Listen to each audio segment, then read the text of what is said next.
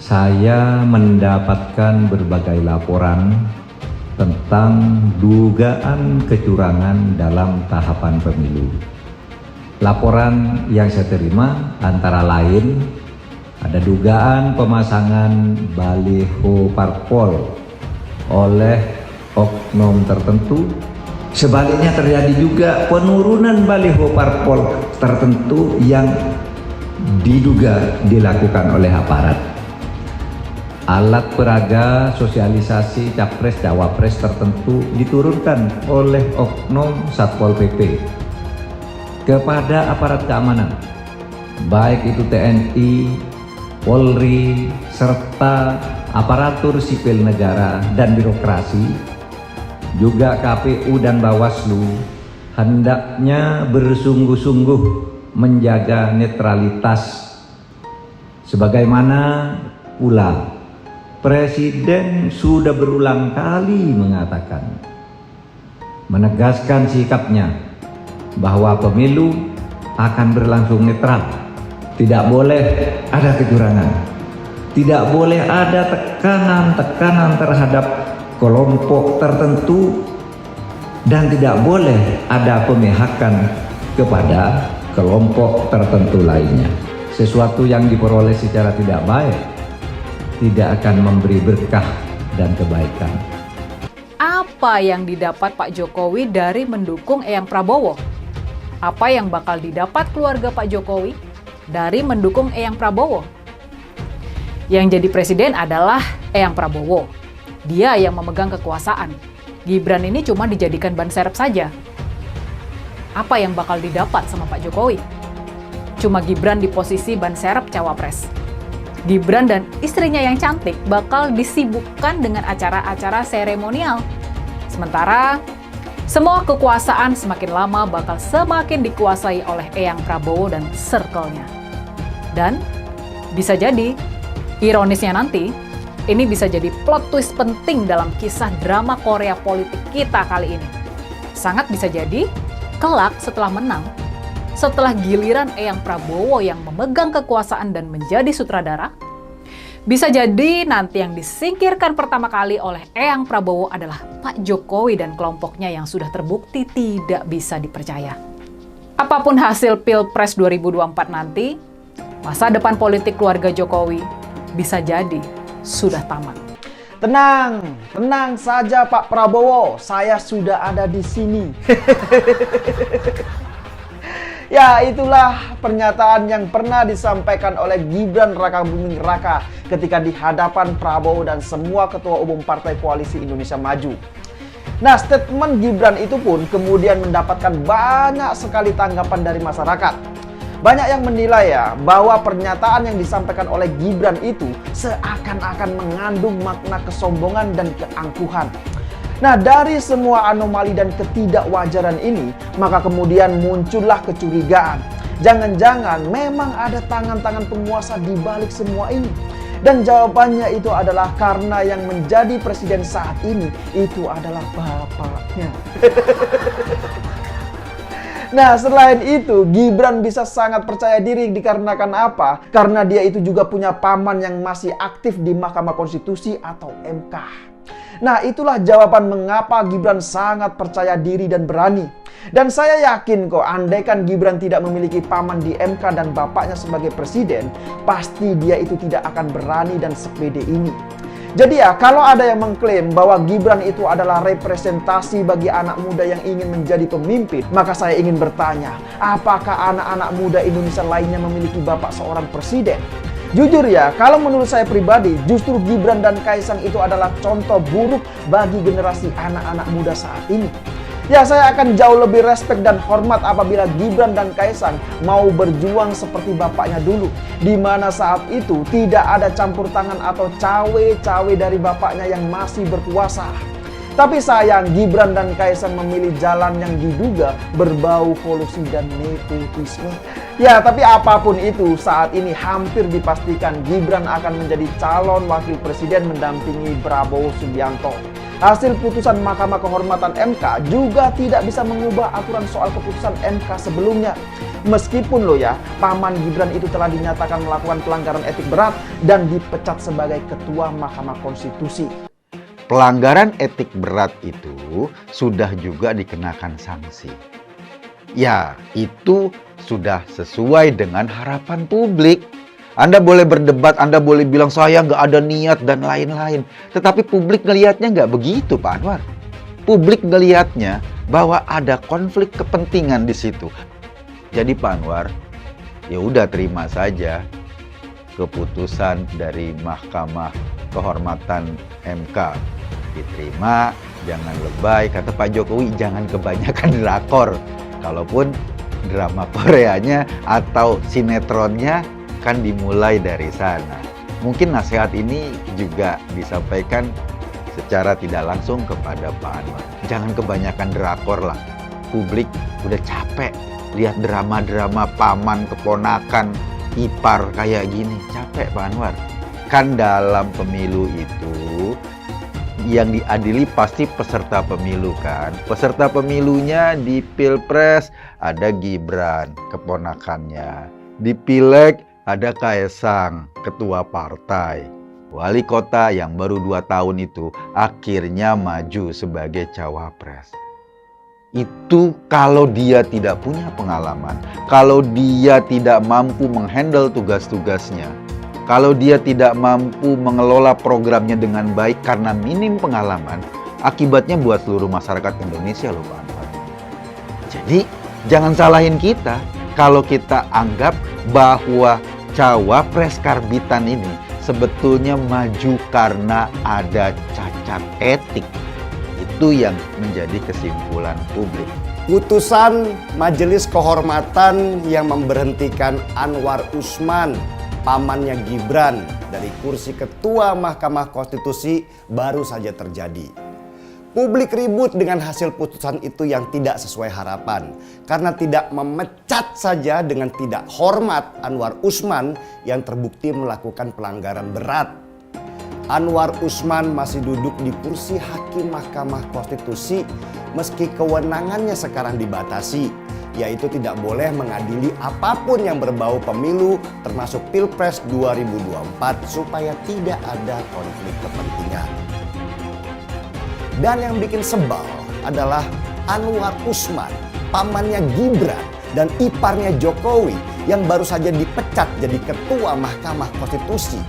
Bukannya mundur sebagai hakim, malah bikin konferensi pers curhat bahwa dia dizolimi, difitnah. Anwar Usman berakting sebagai orang yang tidak berdosa. Padahal sudah jelas bahwa Majelis Kehormatan menghukum dia karena pelanggaran berat yang dia lakukan. Anwar Usman seperti biasanya bawa-bawa nama Tuhan dalam pembelaannya. Seolah-olah Tuhan bisa dipolitisasi sesuai dengan kepentingan. Jijik kan? Memalukan sekali perilaku Anwar Usman yang dalam setiap pernyataannya dia selalu membawa-bawa nama Tuhan. Calon Presiden Pak Prabowo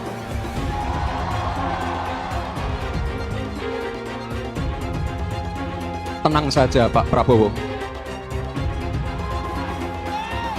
Tenang saja Pak, saya sudah ada di sini. Harusnya ditambahi juga, jangan cuma Mas Gibran aja yang ada di situ. Tapi sebut juga ada Anwar Usman Pak Prabowo, paman saya yang ada di MK. Kalau undang-undang aja bisa kita custom, bisa kita modif, apalagi nanti cuma sekedar gugatan hasil Pilpres. Nah, begitu baru pas. Saya suka nangis loh. Beliau tuh sampai kurus loh. Mikir kenapa? Mikir kita loh. Mikir rakyat loh. Nah, yang pasti kalau buat saya dibandingkan misalnya Pak Gibran jadi maju gitu Mas Gibran gitu ya. Ya saya pilih Ganjar sama Mahfud lah. Karena lebih teruji kan. Anda jadi wali kota baru 2 tahun 3 tahun kan belum teruji juga. Ini urus negara loh, mau jadi presiden loh. Kalau Anda belum lengkap, belum pernah di legislatif, belum nasional ya maksudnya DPR. Kan DPR kan belum ngerti nih pemerintahan seperti apa. Anda belum pernah di eksekutif yang tingkat provinsi. Anda nggak ngerti jadi presiden nanti. ini bukan soal belajar coba-coba loh. Ini negara dipertaruhkan untuk 2045. Kita kan mau mencapai 100 tahun ini mau jadi apa? Kalau coba-coba, ini negara sebentar lagi 300 juta penduduk kita. Mana boleh kita kasih orang coba-coba. Saya tidak meremehkan anak muda ya. Anak muda bisa lebih kreatif gitu ya. Tapi bicara tata negara, harus mengerti konstitusi. Anda bukan hanya untuk berani untuk maju. Kalau cuma berani maju, banyak bisa kita pilih orang berani maju. Tapi yang lengkap dengan track record ini kan butuh waktu pembuktian. Saya pasti pilih Pak Ganjar, Pak Mahfud yang lebih pengalaman.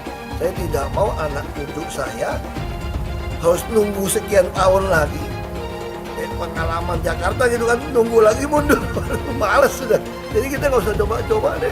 Udah jangan dengerin janji-janji manis orang. Buktikan aja selama ini bagaimana.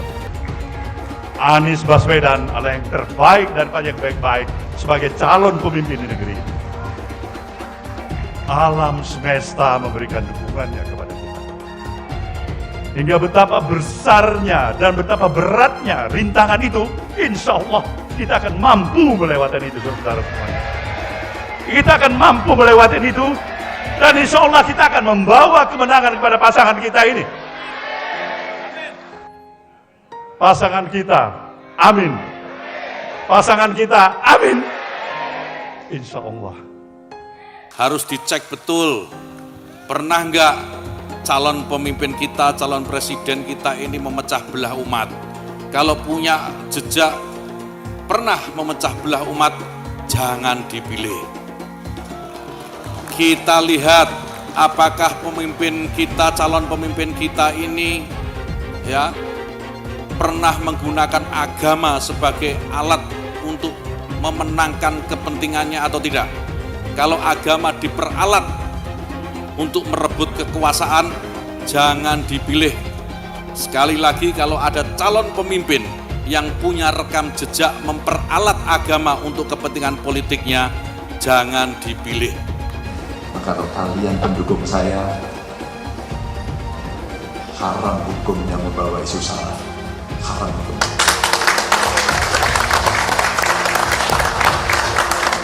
Kita sudah lelah dengan isu itu.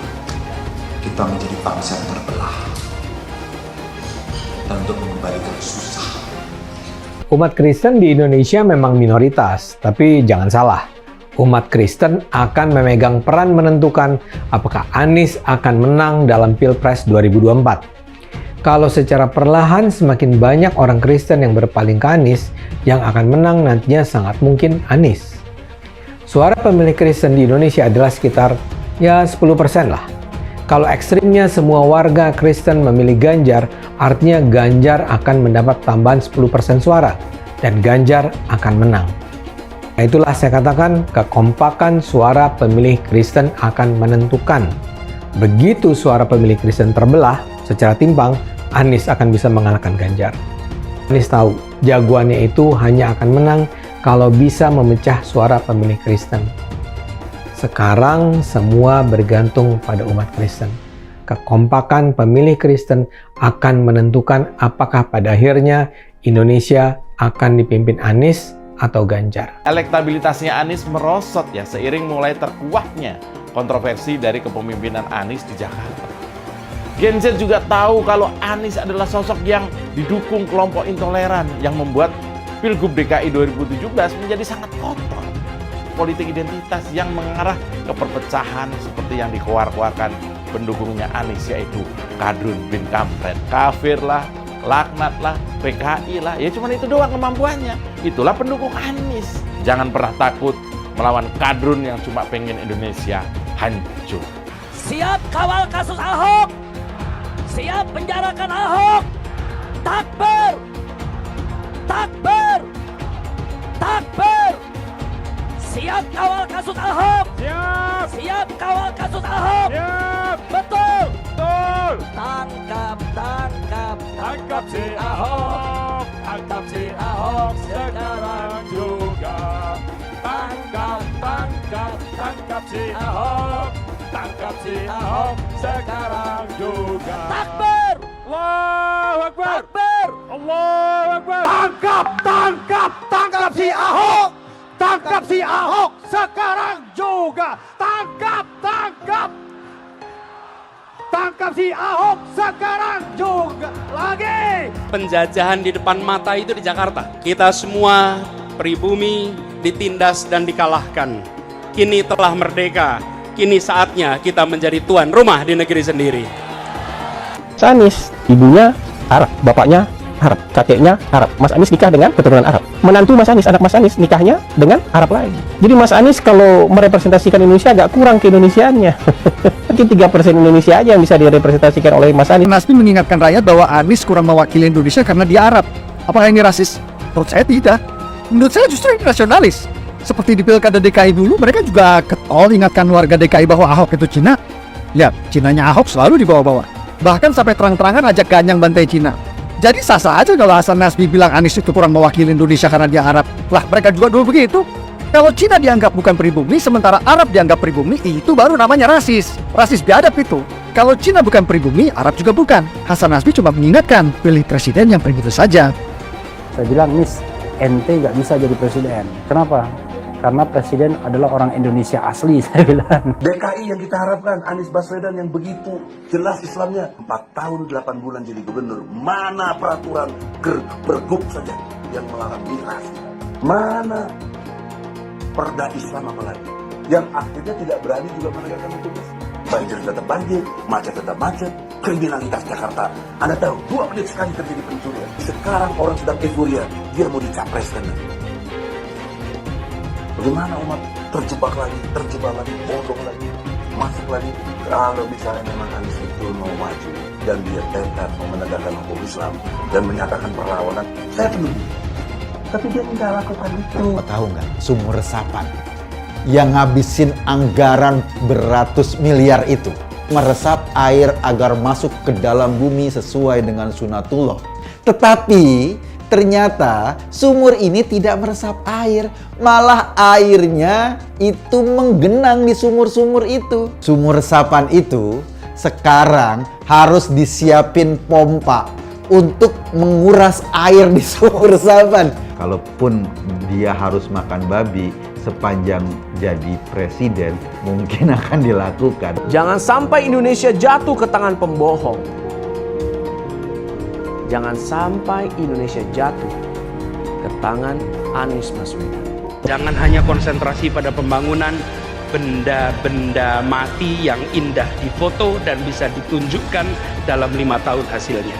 Kalau kita mau menilai sebuah janji, maka lihat janjinya atau lihat kenyataannya. Dulu janjinya apa ya? Dan ini aneh, betul-betul aneh. Ini bukan kampanye, tapi saya sampaikan sini. Di satu sisi menyiapkan jalur-jalur air untuk dikirim ke laut, di sisi lain di lautnya dipasang dengan pulau reklamasi, tinggal tunggu waktu jadi rob, air balik. Dan ini melawan sunatullah. Kenapa? Air itu turun dari langit ke bumi, bukan ke laut. Harusnya dimasukkan ke dalam bumi, masukkan tanah. Di seluruh dunia air jatuh itu dimasukkan ke tanah. Bukan dialirkan pakai gorong-gorong raksasa ke laut. Jakarta telah mengambil keputusan yang fatal. Bukan banjir, itu memang parkir air. Bukan banjir, itu memang parkir air. Masyarakat berkeliling dengan membawa toa untuk memberitahu semuanya, termasuk sirine. KIBON 82 miliar. Apa alat transportasi yang dimiliki oleh hampir setiap orang? Alat transportasi yang dimiliki semua orang adalah kaki. Saya mensyukuri kenapa kalah, kenapa ditahan. Saya bersyukur atas itu semua. Saya coba bayangkan ya, kalau seandainya waktu itu kita menang gitu ya, hari ini belum tentu kita bisa nikmati seperti ini. Kita bersyukur 5 tahun Tuhan izinkan kasih ke orang yang pintar ngomong untuk kerja. Coba kalau kita bayangkan gitu ya, kalau kemarin saya masih jadi gubernur, ini saya udah turun ini. Tapi yang pintar ngomong itu dikira orang hebat kan? Ini lebih berbahaya tahun 2024. Langsung ketahuan karakternya. Langsung ketahuan itu. Di saya juga ada kutipan Pak di kamar saya Pak. Tulisannya, Jakarta telah mengambil keputusan yang fatal. Gus Dur itu buta mata juga buta hati. Pancasila Soekarno, ketuhanan ada di pantat. Anak Tuhan dari mana? Kalau Yesus anak Tuhan, bidangnya siapa? Besok di seluruh wilayah Indonesia akan katakan dalam. Iblis hanya menggoda orang yang beriman. Makanya jarang-jarang orang kafir kerasukan setan.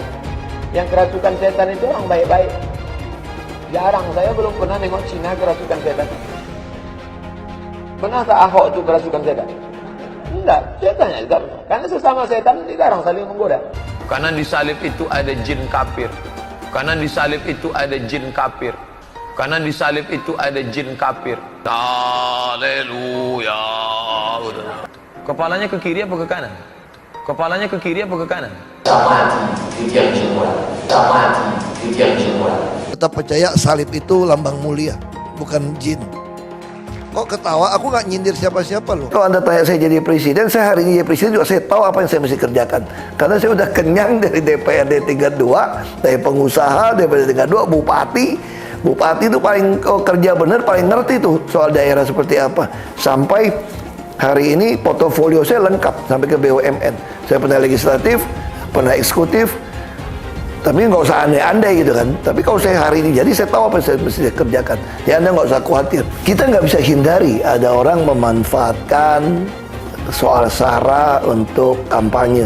Apalagi untuk menjatuhkan kita yang dikategorikan sebagai minoritas. Tapi bagi saya, ketika kita ada turun ke masyarakat, masyarakat juga bisa membaca, bisa merasakan mana yang tulus, mana yang tidak.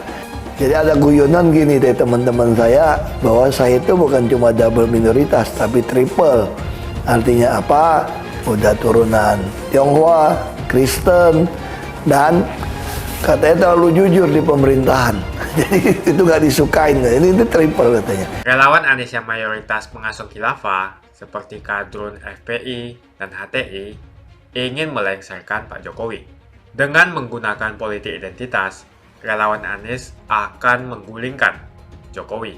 Tapi pendukung Anies lupa bahwa 82% penduduk Indonesia suka dengan kinerja Pak Jokowi. Ingat, di belakang Anies ada ormas pengasuh khilafah, seperti FPI, HTI, PA212. Saya yakin sebentar lagi karma Ahok akan mengejar Anies Baswedan. Saudara sekalian, saya Mahfud MD, Menko Polhukam, ingin menyampaikan bahwa pelaksanaan pesta demokrasi, baik Pilpres maupun Pileg, harus berlangsung jujur, adil, damai, dan bermartabat.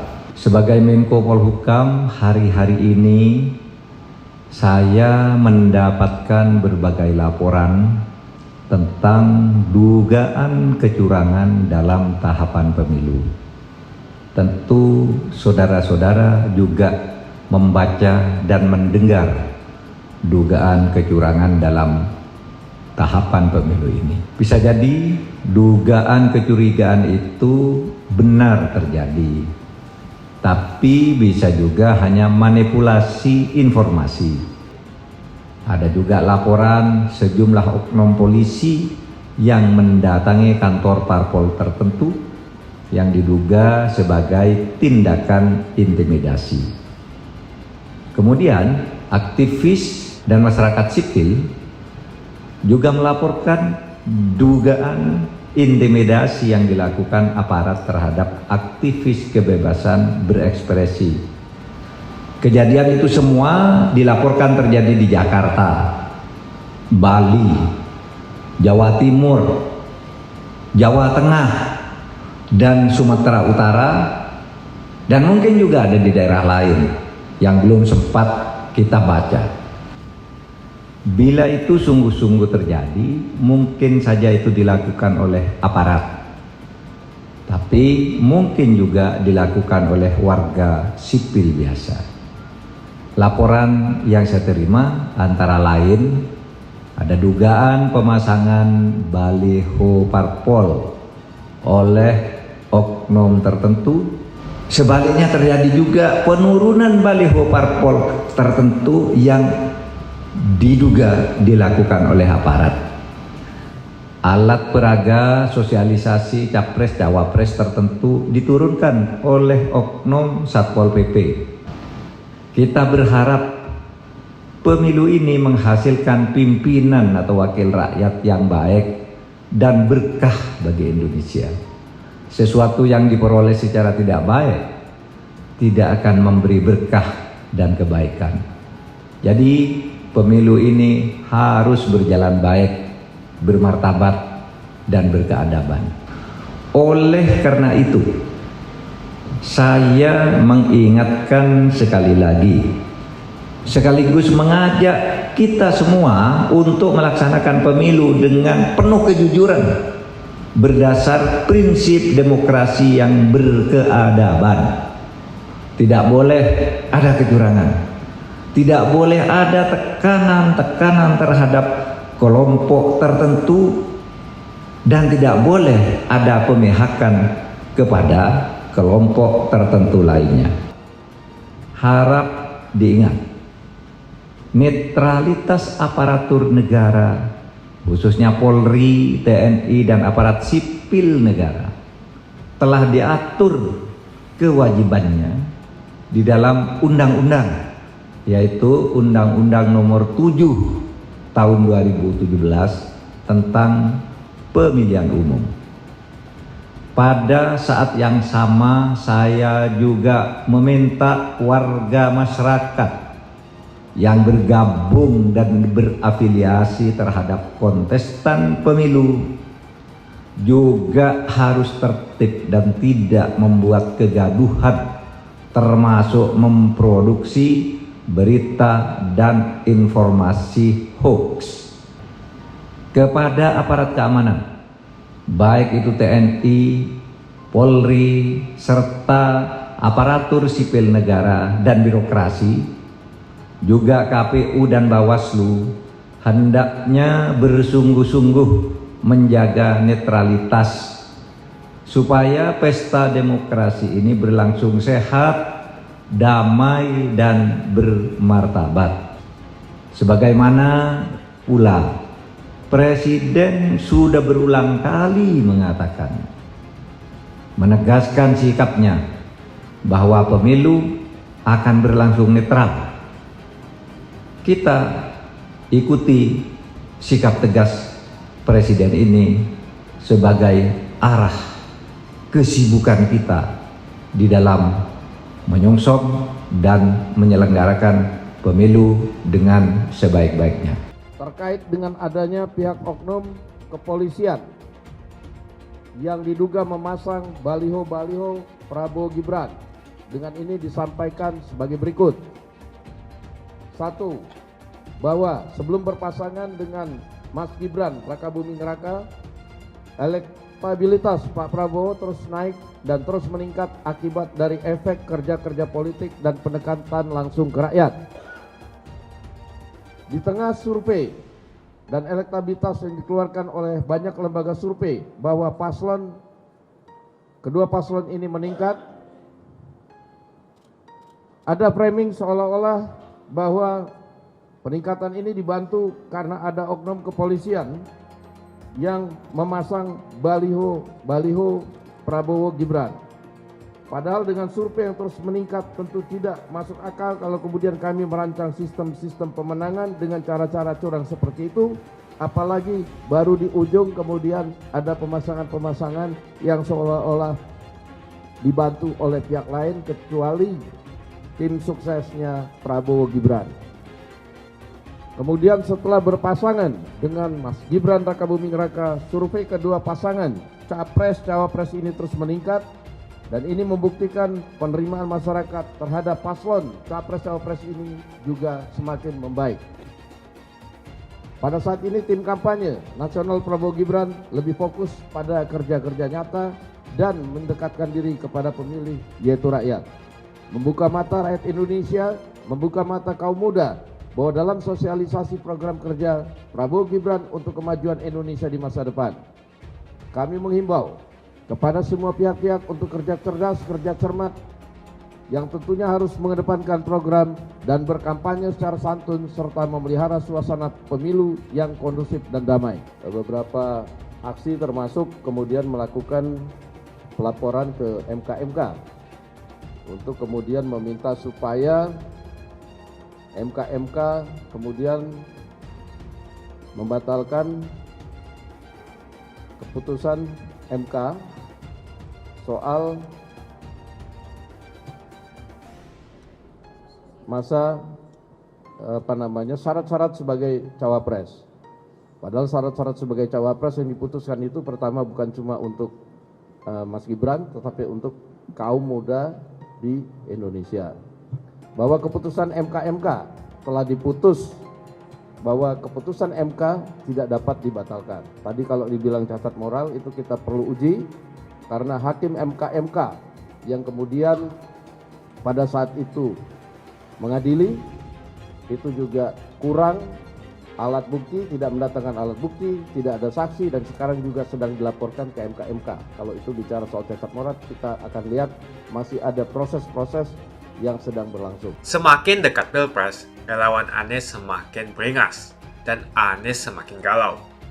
Dengan menggunakan politik identitas, relawan Anies akan menggulingkan Jokowi. Relawan Anies yang mayoritas pengasuh khilafah seperti kadrun FPI dan HTI ingin melengsarkan Pak Jokowi. Tapi pendukung Anies lupa bahwa 82% penduduk Indonesia suka dengan kinerja Pak Jokowi. Saya pikir kalau terjadi baku hantam, maka ada 82% yang akan menghajar kadrun pengasuh khilafah itu. Kalau melihat perkembangan koalisi politik, yang paling agresif memperluas basis kerjasama yang sudah konkret adalah koalisi Ganjar. Sejak Ganjar diumumkan oleh PDIP, sudah resmi koalisi Ganjar ini didukung oleh 3 partai, yaitu P3, Hanura, dan juga Perindo. Nasdem pun semakin pusing melihat Anies, karena elektabilitas Anies semakin jatuh, dan banyak kader-kader Nasdem terjerat kasus korupsi, seperti belakangan kasus korupsi BTS. Kasus korupsi 8 triliun yang dilakukan oleh kader terbaik Nasdem yaitu Johnny G. Plate, ini sangat menghantam Partai Nasdem, Menteri dari Kementerian Pertanian, di mana ini juga adalah dari Partai Nasdem. Apalagi belakangan ada 120.000 kader dari Partai Nasdem pindah ke Partai Perindo. Semenjak Nasdem mengusung Anies, banyak sekali petaka yang diterima oleh Nasdem. Apakah ini merupakan karma dari Ahok? Silahkan komentar di kolom komentar. Yang jelas saya tidak akan memilih Anies, karena Anies bukan pribumi yang jelas. Dan Anies juga merupakan antitesis daripada Jokowi.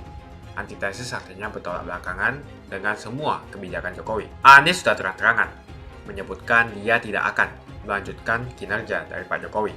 Tidak ada infrastruktur yang akan dibangun jika Anies memimpin Indonesia 5 tahun ke depan. Lagi pula, Anies juga didukung oleh khilafah dan pendukung Anies dari ormas seperti FPI dan juga HTI. Apa kita mau FPI dan HTI kembali di Indonesia jika Anies memimpin? Anies adalah bapak politik identitas yang menghalalkan segala cara untuk menggapai kekuasaan, termasuk menggunakan politik identitas berbasis agama. Kita lihat di kasus Ahok. Kita sudah bisa melihat kinerja Anies selama 5 tahun di Jakarta, dan ini merupakan rekam jejak Anies Baswedan. Tidak ada satupun janji yang dipenuhi, dan tidak ada kinerja yang bisa dibanggakan. Dari DP 0%, OKOC, kelebihan bayar, Formula E, banjir, sumur resapan, jalan rusak, dan gonta-ganti nama jalan. Jadi saya rasa tagline perubahan yang diusung Anies adalah tagline merubah kata korupsi menjadi kelebihan bayar, supaya semua koruptor tidak dijerat oleh pasal korupsi. Karena mereka semua hanya melakukan kelebihan bayar. Jadi perkataan Ahok sudah terbukti, dan Jakarta sudah menjadi korban. Jangan biarkan Indonesia menjadi korban kibulan Anies Baswedan. Suara minoritas jangan lagi merasa takut untuk memilih pemimpin yang membela hak minoritas. Karena Anies jelas hanya memanfaatkan suara minoritas untuk mendapatkan suara. Ingat, di belakang Anies ada ormas pengasuh khilafah, seperti FPI, HTI, PA212. Saya yakin sebentar lagi karma Ahok akan mengejar Anies Baswedan. Begitu saja opini saya hari ini. Tuliskan opini kalian tentang Anies Baswedan di kolom komentar. Dan juga tuliskan pendapat kalian tentang people power oleh relawan Anies untuk melengsarkan Pak Jokowi. Tuliskan pendapat kalian. Jika kalian siap untuk melawan people power yang digaungkan oleh relawan Anies, ayo tuliskan lawan people power di kolom komentar. Pastikan Anda semua like video ini dan bagikan video ini ke teman dan family Anda supaya mereka semua mengetahui tentang informasi ini. Tekan tombol subscribe dan bunyikan lonceng notifikasi supaya kamu tidak ketinggalan